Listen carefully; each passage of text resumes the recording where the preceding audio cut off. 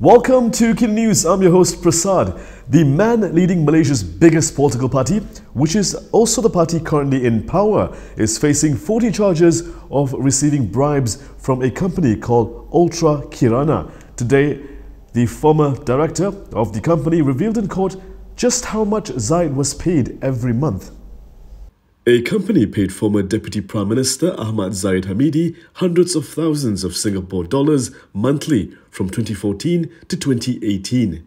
This was revealed by a former director of Ultra Kirana Sdn Bhd at the Shah Alam High Court today. Harry Lee Vui Khun said the payments were in relation to the Foreign Visa System VLN contract.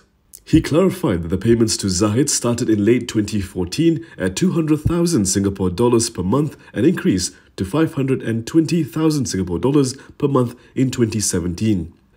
Lee was reading his witness statement during examination-in-chief by Deputy Public Prosecutor Abdul Malik Ayub at the trial of Zahid, who is facing 40 corruption charges. The 15th prosecution witness added that they came up with the figure because Zahid mentioned Umno divisions needed financial support.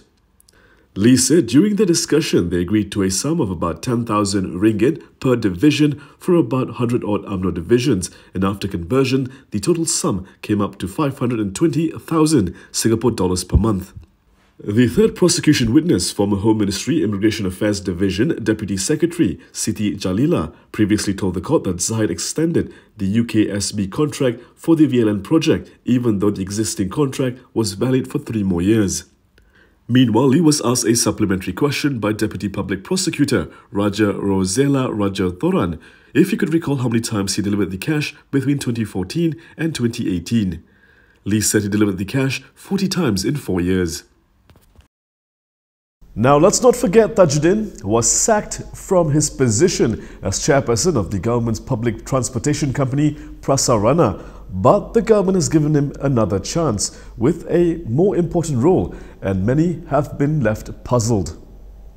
Batu Kawan MP Kasturi Pato has urged the government to explain and justify the appointment of Pasir Salak MP Tajudin Abdul Rahman as the Malaysian ambassador to Indonesia. In a statement today, she questioned what credentials and track record Tajudin has shown for him to have earned the privilege to represent Malaysia as an ambassador. She said the revelation on his appointment had left many baffled on how it had come about. Kasturi claimed that in her 2 terms as an MP, she has witnessed Tajudin verbally abuse other lawmakers. She also added that over the years, Tajudin has not shown that he has mellowed down. She noted that the Pasir Salak MP's appointment came in spite of his dismissal in 1995 from Umno for alleged involvement in money politics. She also pointed out that Tajudin was sacked from his position as chairperson of the government's public transportation company, Prasarana, following remarks deemed insensitive in the aftermath of an LRT collision in Kuala Lumpur, which left dozens of passengers injured. She argued that there were likely better candidates in the Prime Minister's Keluarga Malaysia government in the form of a non-political appointee. With this, she called on Prime Minister Ismail Sabri and the Foreign Minister Saifuddin Abdullah to explain why Tajudin was picked over many more experienced and qualified candidates.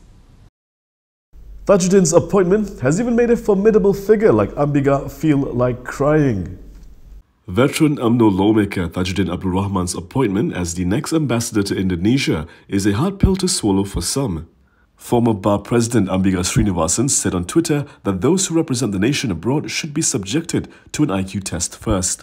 However, she said the move could further erode Malaysia's reputation. When the question was posed to her, the former Bar President struggled to find the right words to express her disappointment over the appointment. After a brief pause punctuated by a grunt of displeasure, she said someone told her that she could either laugh or cry about this, but she's going to cry for this one. Speaking to Malaysia Kini, she said the nation's reputation will be destroyed by appointing someone like this. According to her, this is an obvious political appointment for someone with influence amongst the UMNO grassroots, or in other words, being rewarded for his role in keeping a government with a weak majority in power. It will be now up to the public prosecutor to act after the police have wrapped up their probe into a politician's son being escorted by 2 police outriders not on official business.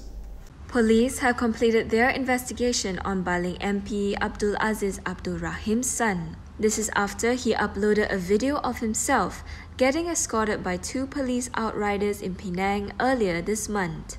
According to an officer close to the probe, police will submit their investigation papers to the Deputy Public Prosecutor for further instructions. The officer, who declined to be named, said the investigation was carried out under Section 233 of the Communications and Multimedia Act against Muhammad Khairul Anwar Abdul Aziz. Section 233 of CMA pertains to the improper use of network facilities and carries the punishment of a fine not exceeding 50,000 ringgit or a jail term not exceeding 1 year or both. Earlier today, Penang Police Chief Shuhaili Mohammed Zain reportedly told a local daily that investigators have recorded the statement of the driver involved in the incident.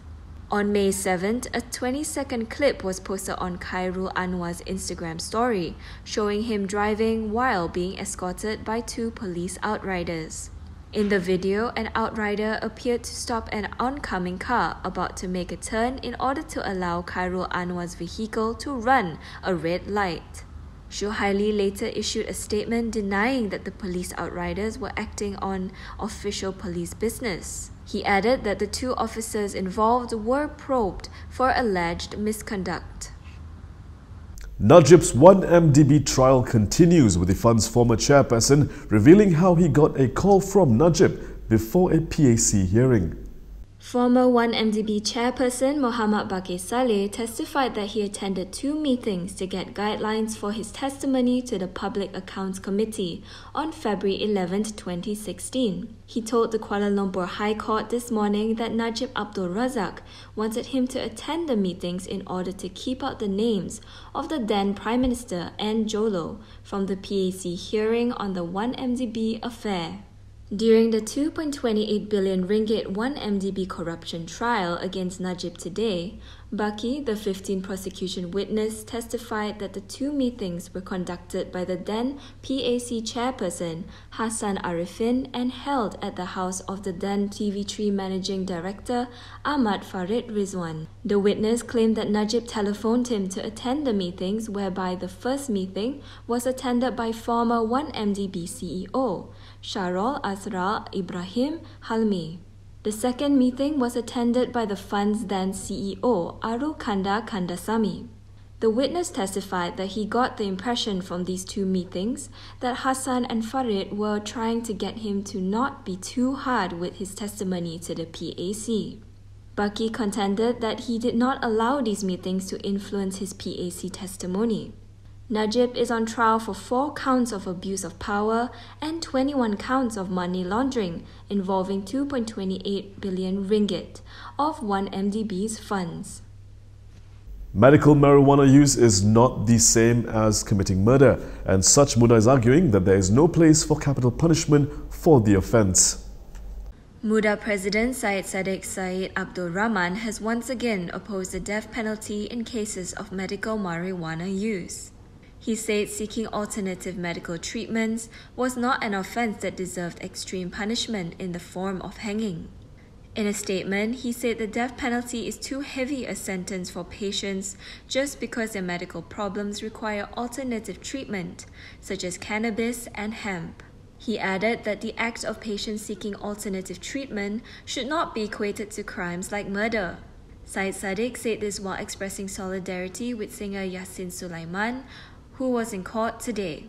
Yasin had been charged under the Dangerous Drugs Act for trafficking and cultivating marijuana. He faces the death sentence if convicted. The singer claimed that he had used marijuana to treat his severe bipolar disease. Linus is back on the headlines this week for allegedly wanting lighter conditions to continue operating in Malaysia. However, the AELB said they have yet to receive such a request. Australian miner Linus has allegedly requested the government to discard an important condition in its operating license, which will expire in March 2023. The condition was to move the cracking and leaching facility, which produces radioactive water leach purification residue, outside Malaysia before July 2023. This condition was set by the Pakatan Harapan government. However, the Atomic Energy Licensing Board told Malaysia Kini that it hasn't received any application from Linus to renew the license. It said the conditions for the Linus license remain the same as before. This came after a source revealed that Linus made the request to Science, Technology and Innovation Minister Dr. Adham Baba before Hari Raya Aidilfitri. Linus gave several reasons for the removal of the condition, namely the loss of highly skilled workers and economic loss. Malaysia Kini has contacted Adham and Linus for comments. However, Adham's secretary said the question should be referred to AELB, while Linus has yet to reply. And that is all from me today. For more stories, you can go to KiniTV.com. You can also follow us on Instagram, Twitter, YouTube and Facebook for the latest news updates. If you'd like to support independent media, do consider subscribing to MalaysiaKini.com. I'm Prasad. Thank you for watching.